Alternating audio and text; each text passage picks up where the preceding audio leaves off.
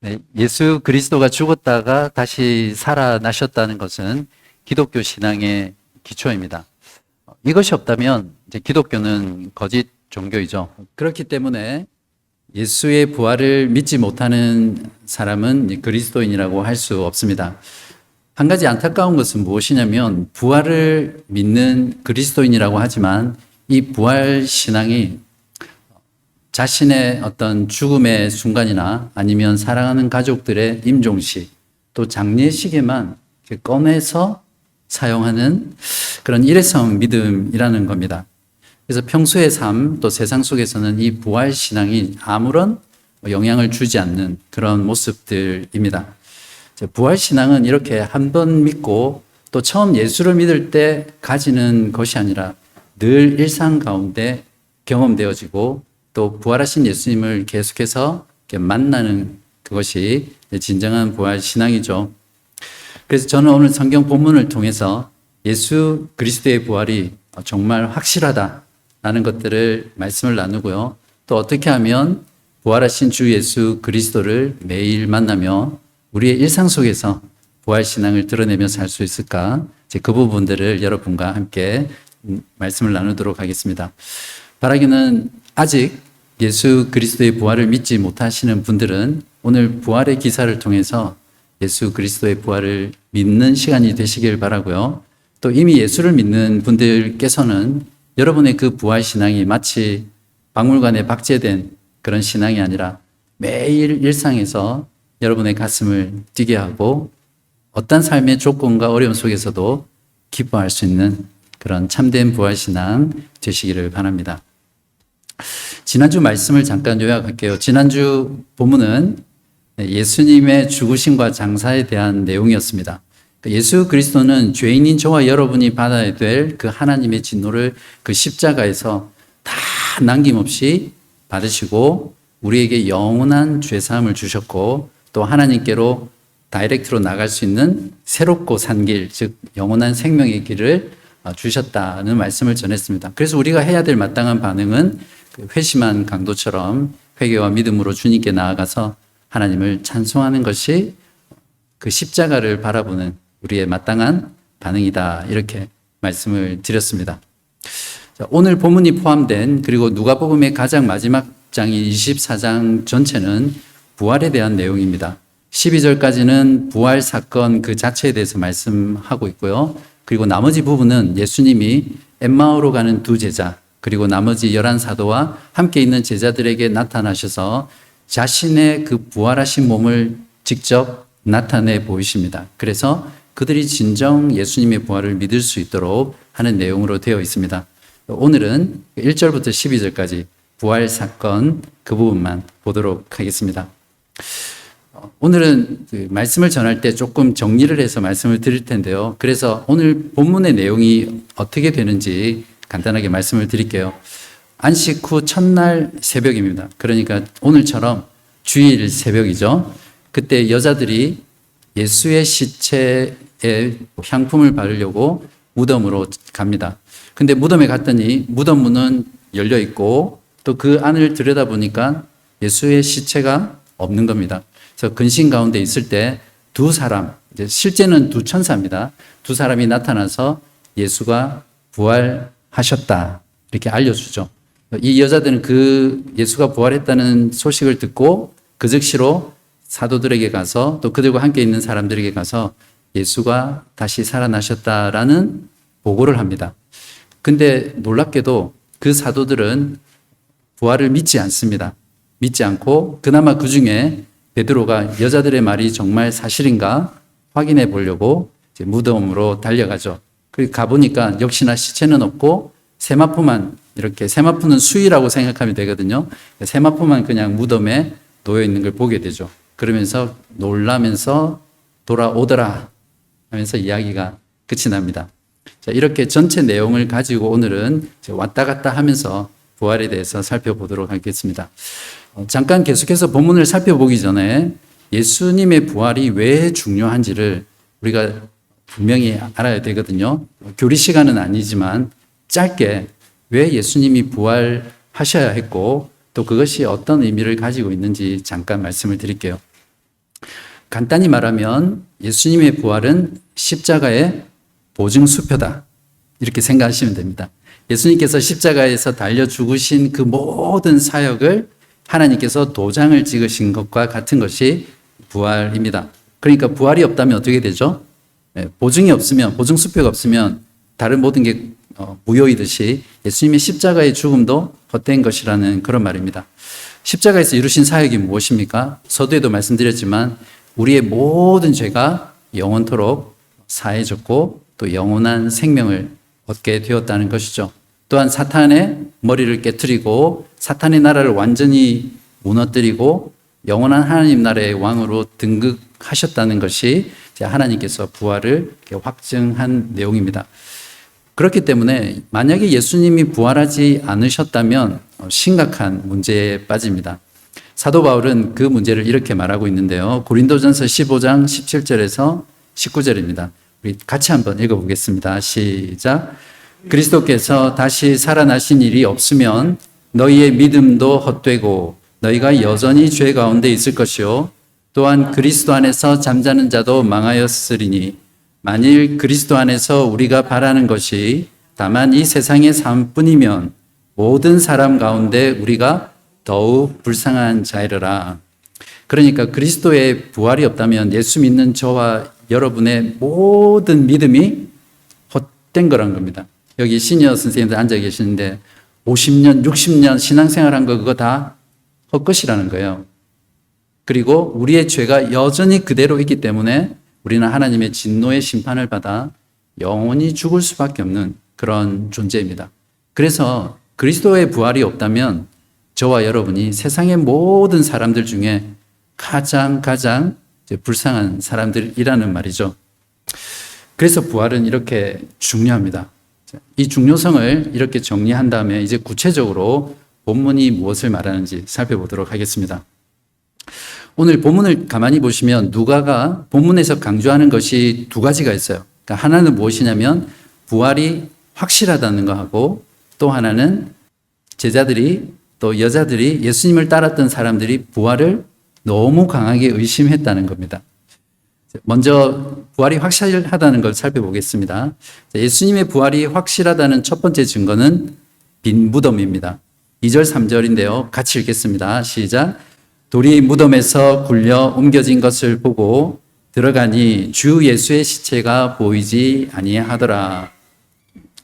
누가복음이 기록될 그 당시에 부활을 부정하는 사람들이 이 빈 무덤은 이걸 바꿀 수는 없잖아요. 사실이니까. 그래서 이 빈 무덤을 설명하기 위해서 가장 유력한 학설은 아니고 썰이라고 그러죠. 그 이론이 무엇이냐면 시체 도난설입니다. 그러니까 예수님의 제자들이 예수님 몰래 와서 예수님의 시체를 도둑질해서 숨겨놨다. 그게 그 당시에 많이 퍼져 있었습니다. 누가복음을 기록할 때는 이미 예수님의 죽으심과 부활이 한 30년 정도 지난 뒤였거든요. 그러니까 그때까지도 예수님의 부활을 믿지 않고 부정했던 사람들이 많이 있었습니다.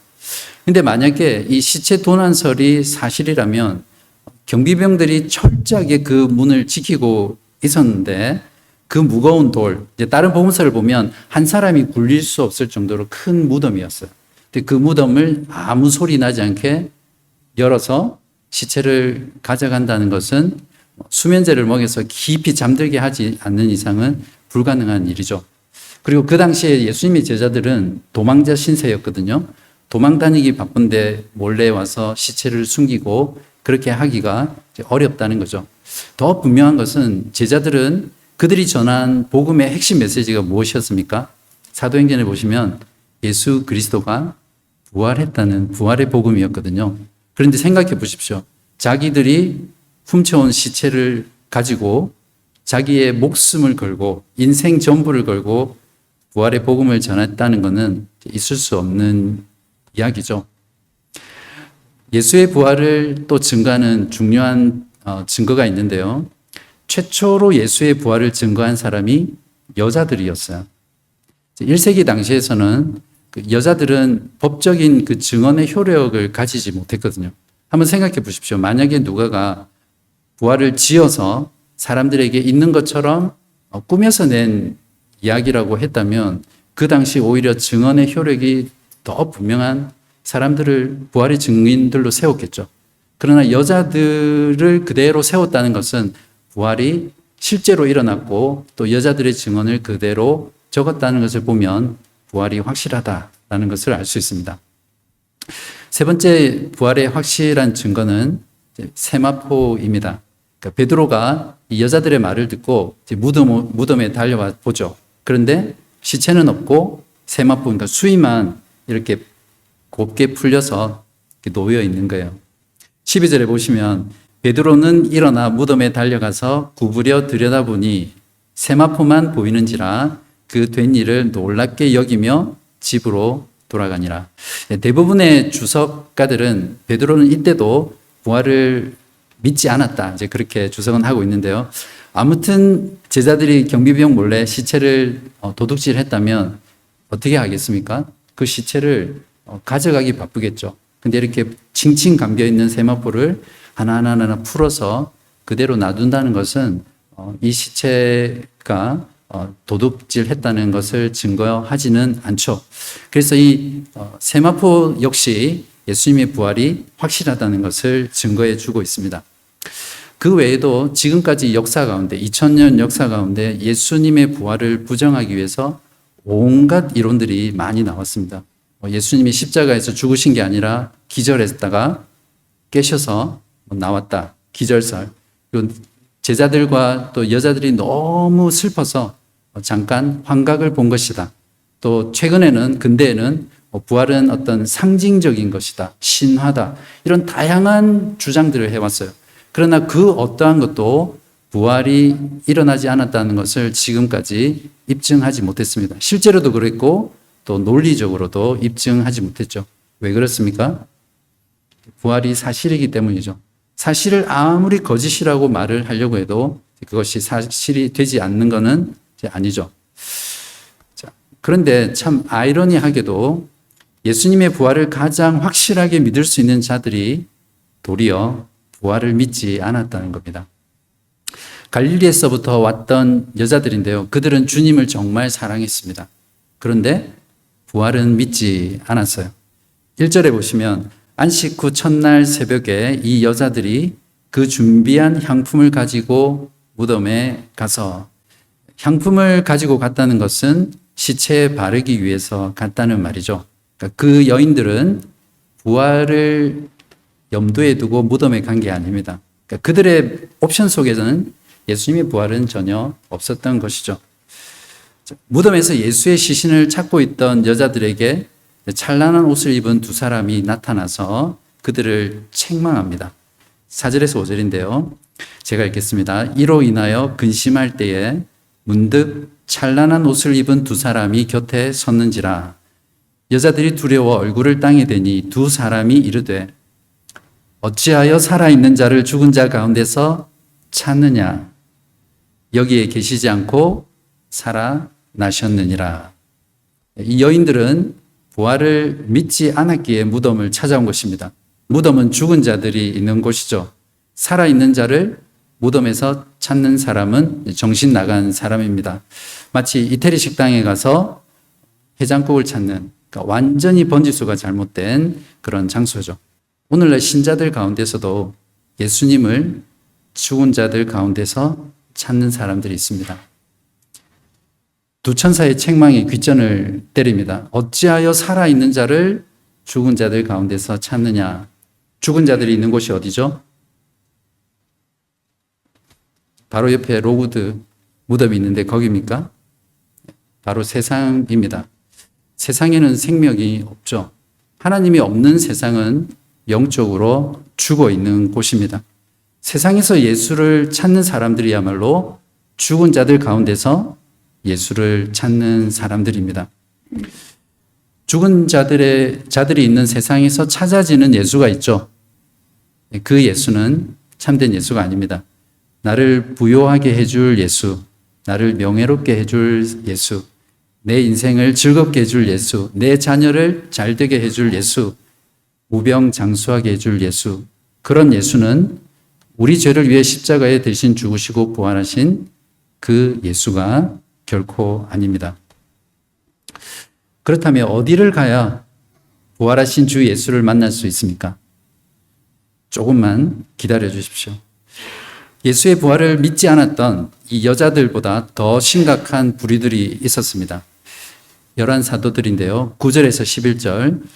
무덤에서 돌아가 이 모든 것을 11 사도와 다른 모든 이에게 알리니, 그러니까 여인들은 천사로부터 부활 소식을 듣고 복음을 전하러 사도들에게 갑니다. 이 여자들은 막달라 마리아와 요한나와 야고보의 모친 마리아라, 또 그들과 함께한 다른 여자들도 이것을 사도들에게 알리니라. 사도들은 그들의 말이 허탄한 듯이 들려 믿지 아니하나. 그들의 말이 어떻게 들렸다고요? 허탄한 듯이 들려 믿지 않았다. 여기서 놀라운 사실은 사도들은 주 예수의 부활을 그냥 의심하고 못 믿은 것이 아니라 허탄한 말로 들려 믿지 않았습니다. 이 단어는 헬라어 성경에 딱 한 번 나오는 단어거든요. 레로스라는 단어인데요. 의학 용어입니다. 그러니까 정신착란을 일으키는 사람이 그냥 내지르는 말, 그것을 표현할 때 쓰는 말이 바로 이 레로스라는 이 단어예요. 즉 허탄한 말처럼 들린다라는 것으로 번역한 그 단어이거든요. ESV 영어 성경은 idle tale 이렇게 번역했죠. 그러니까 횡설수설, 중얼중얼하는 말처럼 들려 믿지 못했다. 또 NIV는 nonsense, 그러니까 센스가 없는 거니까 말 그대로 비이성적인 말도 안 되는 소리다. 그렇게 번역을 했죠.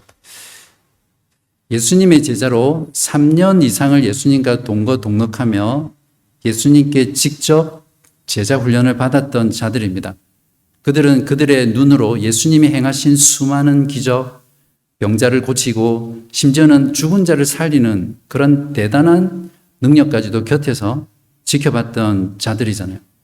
그런데 그냥 의심도 아니라 이렇게 완전히 아예 대놓고 믿지 않는 이들의 모습을 보면 오히려 더 신기할 따름이죠.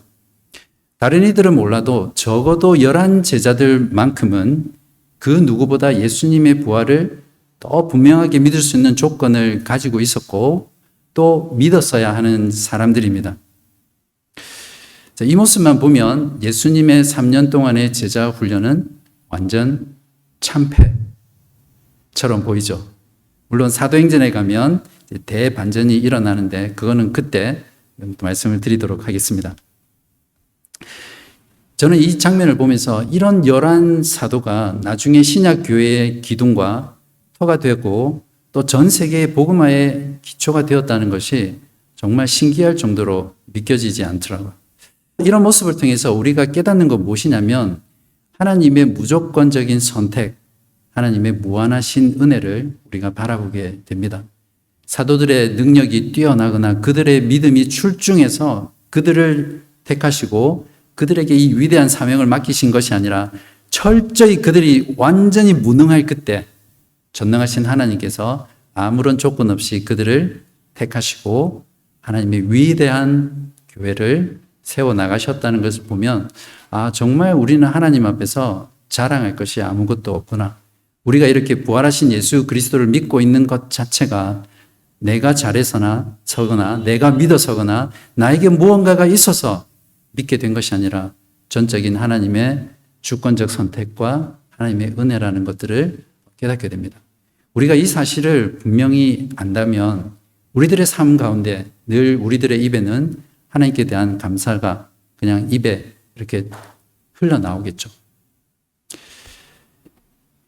자, 이제 그렇다면 여인들과 11 사도들, 가장 부활을 믿기 좋은 조건에 있는, 측근에 있는 자들이 왜 부활을 믿지 못했을까요? 두 천사가 여자들에게 한 말 속에 실마리가 있습니다. 아마 성경을 자세히 보신 분들은 찾아내셨을지도 모르겠습니다. 6절에 보시면 여기 계시지 않고 살아나셨느니라. 그 다음 중요합니다. 갈릴리에 계실 때에 너희에게 어떻게 말씀하셨는지를 뭐라고요? 기억하라. 말씀을 기억하라는 말은 이 여자들이 말씀을 망각하고 있었다는 증거잖아요. 그들이 잊지 말고 기억해야 될 말씀이 무엇이었습니까?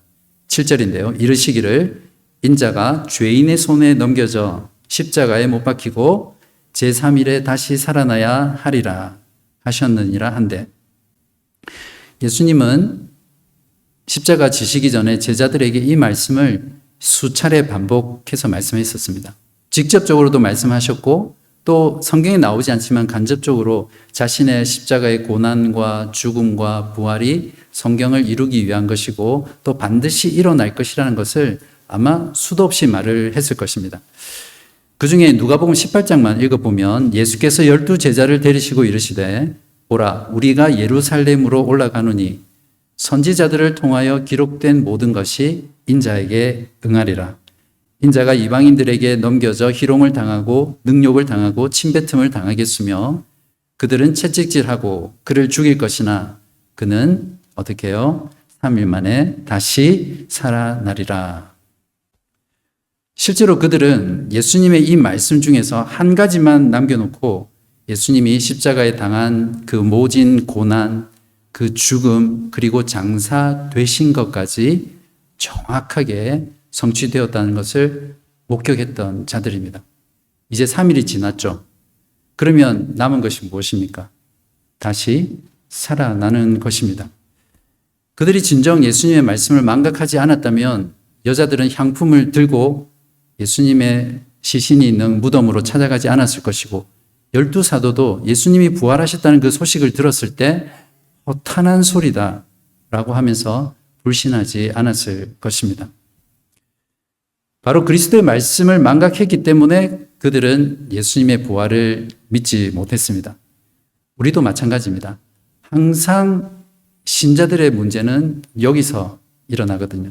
말씀을 잊고 살아갈 때 영적인 문제가 생깁니다. 말씀을 어쩌다가 한번 잊어버릴 수 있어요. 그런데 이 말씀을 망각하고 사는 삶이 한 달, 두 달, 6개월, 1년, 2년 이렇게 지속이 되잖아요.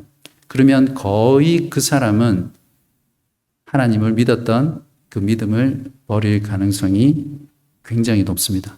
사탄이 그렇게 말씀을 떠나서 말씀을 잊고 살아가는 그 영혼을 그대로 내버려 두지 않거든요. 그래서 대부분 많은 사람들이 한때 정말 신앙생활 열심히 했던 사람들도 어느 순간 보면 불신자가 돼 있어요. 제가 대학부 때 신앙생활 정말 열심히 했던 그 친구들도 한 20년 뒤에 만났는데 불신자가 돼 있더라고요. 그런 것이 그냥 하루아침에 일어나는 것이 아니라 그리스도의 그 말씀을 내가 잊고 살아가는 그 세월이 축적되면서 자연히 불신으로 나아가게 되고 나중에는 하나님 없이 사는 삶이 됩니다. 바라기는 여러분 늘 말씀 잊지 않도록 말씀 가운데 나오는 여러분 되시기를 바랍니다. 이에 반해 천사로부터 예수님이 살아나셨다는 말을 들은 이 여자는 처음에 예수님의 부활을 불신했지만 천사의 말을 듣고 부활을 믿게 됩니다. 어떻게 이게 가능하게 되었을까요? 8절에 답이 있는데요. 다시 한번 같이 읽어보겠습니다. 시작. 그들이 예수의 말씀을 기억하고 무덤에서 돌아가 이 모든 것을 11사도와 다른 모든 이에게 알리니. 처음에 예수의 부활을 믿지 않았던 여자들은 천사들에게 그리스도의 말씀을 기억하라 라는 책망을 듣고 예수님의 말씀을 기억해 냅니다. 이게 핵심이에요. 망각했던 그리스도의 말씀을 기억하자. 다시 살아나야 하리라. 그 말씀을 기억하자 이 여자들은 그리스도의 부활을 믿고 그 즉시 사도들과 함께 있는 자들에게 달려가서 복음을 전했습니다. 완전히 거꾸로 됐죠. 이 여자들이 그 거룩한 사도들에게 먼저 복음을 증거하는 영광을 누리게 되었습니다. 이처럼 말씀의 자리로 돌아가서 망각했던 그리스도의 말씀을 깨닫게 되고 기억하게 되면 부활하신 주 예수를 믿고 만나게 됩니다. 부활을 믿는다고 하면서도 세상 사람들과 똑같이 사는 신자들은 삶 속에서 말씀을 망각하고 살아가기 때문입니다. 더 심각한 경우는 기억해야 될 말씀이 없는 경우입니다. 말씀에 대한 무지는 그래서 부활 없는 신앙, 명목산 그리스도인, 실존적 무신론자를 만들어 갑니다. 한번 생각해 보십시오. 믿음의 내용이 없는데 어떻게 믿을 수 있으며 또 어떻게 믿음대로 살 수 있겠습니까? 복음이 무엇인지 알지 못하는데 어떻게 복음을 믿고 복음을 따라 살아갈 수 있겠습니까? 복음을 알지 못하고 말씀을 알지 못하는데 나는 믿음이 좋아라고 말하는 사람은 성경이 말하는 믿음, 구원하는 믿음이 아니죠. 마치 아론이 출애굽한 그 이스라엘 백성들을 위해서 금송아지를 만들어 놓고 이것이 너희들을 애굽에서 이끌어낸 여호와다 말한 거하고 똑같은 거예요. 그러니까 신앙생활을 하면서도 우상을 섬기듯 그렇게 신앙생활을 할 수 있습니다. 예수의 부활을 일상에서 믿고 예수를 만나며 사는 신앙생활의 핵심은 하나님의 말씀으로 돌아가서 그 말씀을 삶 속에서 늘 기억하며 사는 것입니다. 이렇게 삶 속에서 말씀을 기억하고 살 때 바로 믿는 대로 행하는 신행일치의 삶을 살 수 있습니다. 주 예수의 부활이 확실하다는 것을 아무리 많은 증거와 논리로 증명해 보여도 세상은 믿지 않습니다. 부활이 사실이라는 그 증거와 그 논리만으로는 참된 부활신앙을 갖기 어렵기 때문에 그렇습니다. 예수의 부활을 믿고 주 예수를 만나려면 반드시 말씀으로 나아가야 합니다. 예수의 부활이 확실하기 때문에 그 증거가 많기 때문에 믿는 사람은 실제로 없습니다. 물론 마음을 열고 그 복음을 듣고 싶어서 그 자리로 나아가는 역할은 할 수 있겠죠. 또 이미 믿는 사람들이 그리스도의 부활은 정말 역사적 사실이구나. 그것들을 믿음을 강화하는 역할은 할 수 있습니다. 그러나 그것만으로는 결코 구원 얻는 부활의 복음을 믿을 수 없습니다. 그리스도의 죽음과 부활을 성경이 미리 말씀했고 그리스도께서도 자신의 죽음과 부활을 또 그 의미가 무엇인지를 성경을 통해서 말씀하셨기 때문에 부활하신 주 예수 그리스도를 만나려면 반드시 기록된 말씀, 복음의 말씀을 듣고 깨달을 때 성령께서 믿음 주시면 믿게 되리라 확신합니다. 아마 여러분도 지금 예수를 믿게 된 것이 부활의 증거가 너무 확실해서 믿으신 분은 단 한 명도 없으실 거예요. 어떤 경로를 통해서든지 부활의 복음을 듣고 그 복음의 회개와 믿음으로 반응했기 때문에 여러분 예수를 믿는 줄 믿습니다. 몇 년 전에 한 청년과 복음 전도를 위해서 성경을 같이 공부를 했었습니다. 저는 주로 전도할 때 처음에 관계를 쌓고 관계가 어느 정도 무르익고 신뢰를 얻으면 같이 성경을 한번 읽어보지 않겠냐 해서 한 4주나 또 6주짜리 성경 공부를 해요. 복음 전도를 위한. 그때 그 친구는 어릴 때부터 교회를 다녔던 친구였어요. 그런데 성경에 나오는 기적 또 성경에서 말하는 예수님의 부활이 안 믿어진다는 거예요. 그래서 교회 선생님한테 부활에 대해서 안 믿어지는데 왜 그런지 설명을 해달라고 하니까 그냥 믿으면 돼. 이제 그렇게 이야기를 했다고 하더라고요. 그래서 그때부터 교회를 떠났어요. 그러다가 어떤 경로를 거쳐서 저하고 이제 성경 공부를 하게 됐는데 그 친구가 솔직히 고백하더라고요. 저는 성경에 다른 거는 믿어지는데 성경에서 말하는 기적, 예수님이 부활했다는 것은 아무리 해도 안 믿어진다는 거예요. 그래서 한 주, 2주, 3주, 4주 이렇게 하면서 점점 한 4주차쯤 가면 그리스도의 죽음과 부활의 내용이 나오거든요.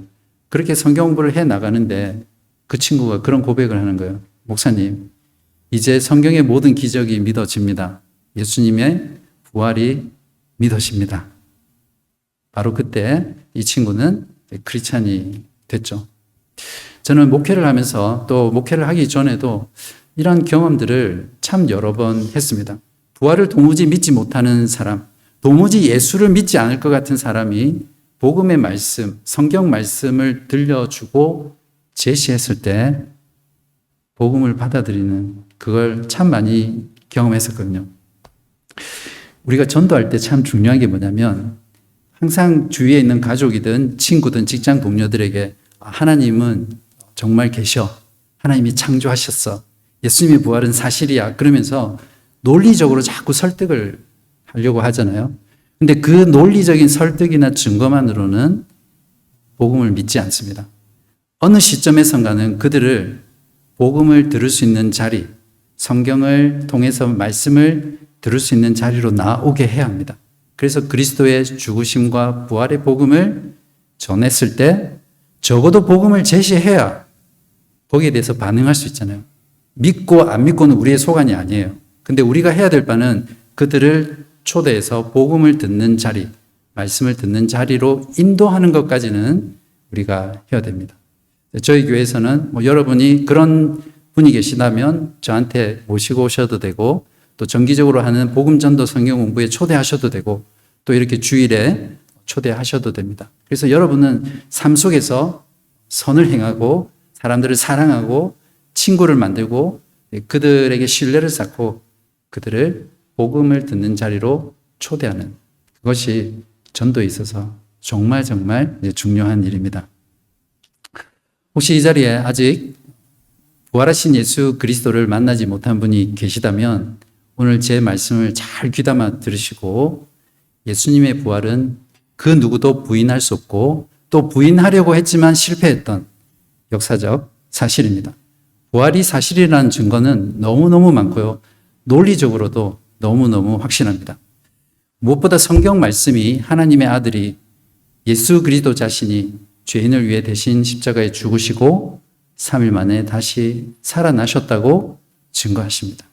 그 말씀을 마음 가운데 믿으시고 부활의 복음으로 영원한 생명 얻는 그런 여러분 되시면 좋겠습니다. 세상에는 예수가 없습니다. 복음의 말씀 안에 예수가 있습니다. 세상의 부, 명예, 쾌락, 힘, 외모, 건강, 그런 것들은 모두 사라지는 것들이죠. 그곳에는 생명이 없고요. 금방 없어지는 것들입니다. 오직 말씀만 영원합니다. 말씀 안에 생명이 있고요. 예수님이 말씀이시죠. 그러니까 예수 안에 생명이 있습니다. 이 생명 되신 예수 그리스도를, 예수를 믿지 않는 분들이나 또 이미 믿고 계신 분들, 오늘 이 시간 믿으시고 부활하신 주 예수 그리스도를 믿고 만나는 그런 은혜를 누리시길 바랍니다. 말씀을 정리하겠습니다.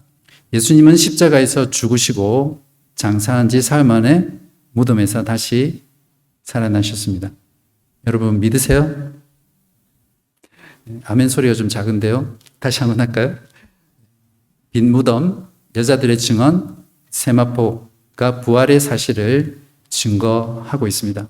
그러나 그 부활의 사실의 증거만으로는 충분하지 않다 말씀드렸습니다. 성경이 증거하는 복음의 말씀을 듣고 그 말씀을 깨달을 때 부활하신 주 예수를 만날 수 있습니다. 그러므로 말씀의 자리로 나오십시오. 말씀을 망각한 채 영적으로 죽은 자들의 세상에서 예수를 찾으며 살지 마시고요. 대신 늘 말씀의 자리로 나와서 여러분의 삶 가운데 말씀을 기억하며 사시기 바랍니다. 매주 이렇게 드리는 주일 예배를 통해서, 또 선포되는 설교 말씀을 통해서, 성경 공부를 통해서, 또 소그룹 모임을 통해서 말씀이 있는 자리라면 여러분 사모하는 마음으로 가셔서 그 말씀을 계속해서 기억하시고 그 말씀 붙잡고 오늘을 살아가는 능력 있고 힘 있는 기쁨으로 충만한 부활신앙 누리시기를 주님의 이름으로 축원합니다.